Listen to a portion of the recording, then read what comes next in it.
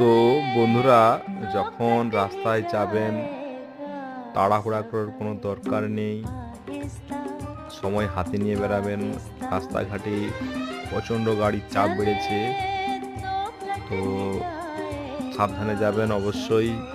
আর সময় নিয়ে হাতে নিয়ে বেরাবেন। আজকাল যা রোডে হচ্ছে শুধু অ্যাক্সিডেন্ট আর অ্যাক্সিডেন্ট। হ্যাঁ, কত জীবনের ঝুঁকি নিয়ে মানুষকে যেতে হয় নানা রকম কাজে সূত্রে। তো বন্ধুরা, আমি সবসময় বলবো, যেখানেই যাবেন সময় হাতে নিয়ে বেরাবেন এবং তাড়াহুড়ো করবেন না, কারণ তাড়াহুড়া করতে গেলেই সমস্যার সম্মুখীন হতে হয়।